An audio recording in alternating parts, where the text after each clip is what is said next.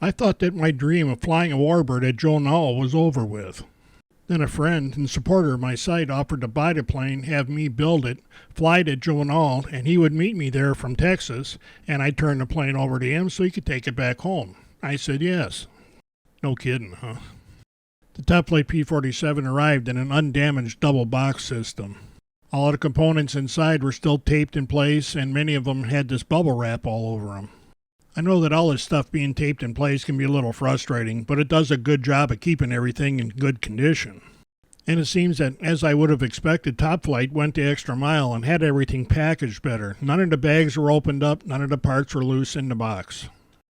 This box was packed so well I wasn't sure the wings were in it, but there they were. They're both packaged individually and both came through with no damage at all. You want to be sure you check everything that looks like it could possibly be a box or might have something in it, because they use a lot of this stuff for just spacing. But boxes like this one have a lot of stuff in them. And I was beginning to see that all of the hardware and stuff that Top Flite gives you all is really good stuff. With a lot of ARFs, I'm already throwing stuff out at this point. Here we've got a bunch of push rods that Top Flite made very easy to install. We'll see that a bit later when we get to the fuselage. The motor box is all built and painted. The X's and pluses represent the mounting patterns for a lot of popular motors. The EME 60 that I'm putting on here is one of those motors. You have to cut the covering to use this hatch if you want to. Some will use it for changing batteries if you use an electric motor, but I'm going to use this for getting at the gas tank and some other stuff with the gas motor. You get structure that's already cut out for mounting the fuel tank or putting batteries in, but you can use that for other things too. With the gas motor, they have places for fuel dots and switches right here so we can keep all that stuff off of the fuse. Despite it feeling surprisingly light, this plane is really well built inside. All of this structure, any access you have to it, means that you have a lot of options for installing things. And here's why those control rods are so easy to install. You just stick them in a tube and they go to the right place. And on this end, they're already pointed right at the servo mounts. Installing all the working parts, this isn't going to be real tough in this plane. The cavity for the retractable tail wheel is kind of big, but there's a nice fairing that goes over this once you get all that installed. If you haven't noticed already, the covering job on here is great. The horizontal stabilizers are fixed, and you get epoxy to a couple aluminum tubes that go through here. Installing the rudder is the only hinging we have to do on this plane. Everything else is already done. There's another vent like this on the other side of the fuselage and covers that go over them to make sure we keep air moving through the fuselage. When I built my ESM-0, they had a special section in the instructions that tells you how careful you have to be with their canopy because it splits if you try and trim it the wrong way.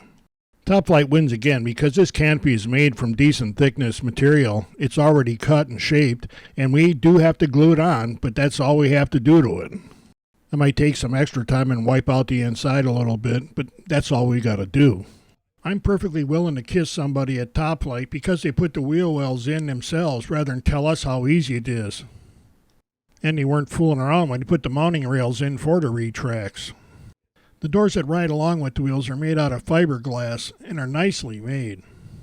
They even supply a template for drilling the holes for these aluminum mounting brackets that come with the kit.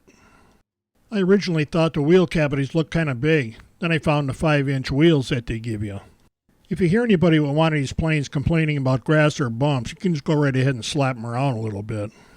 Something else I really like about this kit is how they tell you to mount the blocks for the servos on these doors. They tell you where they go. What a concept. And those pre-drilled holes are for the screws that all servo installations like this should have. I thought maybe even Top Flite couldn't keep hitting home runs like this and my servos wouldn't fit between those blocks. Well, yes they would. Maybe they forgot the hardwood blocks? Nope, they're there too. And they're actual hardwood. Just to be sure, I ran my iron over all the seams on the covering at about 50% of the heat. I went over all the covering with the heat gun and probably will again after I get it all built. Anything that goes through several climate changes is going to need a little tightening up sooner or later. We're going to use Robart electric retracts that were designed for this plane. They also make an air-powered version if you'd rather do that. I like the simplicity of the electrics, and I think Robart really has these things figured out. This is a control box that handles everything, and you can put a delay on either one of the mains if you want to get that sequential look when you put them up or down.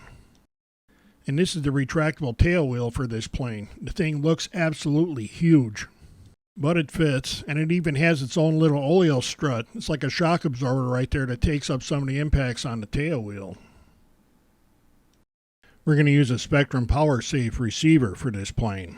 It has dual battery inputs. If one of the packs goes bad, it'll isolate that pack and run the plane off of the other pack. And it comes with 3 satellite receivers, all on different length cords. And it comes with what they call a soft switch, that if it's going to fail, it can only fail to the on position. As they do in all of my big planes, I'm putting a pair of 7.4 volt 5000 milliamp LiPo packs. I've put up to 12 flights on my aerobatic planes and haven't even come close to running out of batteries yet. We're going to use the HS 5565MH servos on everything but the throttle. They are a little overkill for this plane, but I like a servo that's not working hard. And if the P-47 ever gets retired, these servos will work in a much wider range of airplanes. I've been using this servo for the throttle on a lot of planes, and it hasn't given me any grief yet. Having flaps and retracts means we need a bunch of extensions, and I got all those from Max Products. I've used a bunch of these extensions and haven't had one go bad yet, plus I can get them at Anderson RC, and it's right near me. Building a warbird is not a contest to see who can get the smallest motor in there. And for the P-47, we're going to use an EME 60. I recently put an EME 70 twin in my yak, and I really like that motor, so we thought we'd go back to EME. This motor comes with a muffler and an electronic ignition and standoffs. The standoffs that came with this gave me the exact firewall to prop washer distance I needed for the P-47. The EME 60 comes with a Walbro carburetor, and I really like them. Getting linkages and such hooked up back here might get a little exciting, but we'll see how that goes once we get the motor mounted up. The P-47 comes with a nice looking fuel tank, but I'm real partial to Rotoflows, so that's what's going in here. Rotoflow tanks come all assembled, and you're not going to split the neck on this one.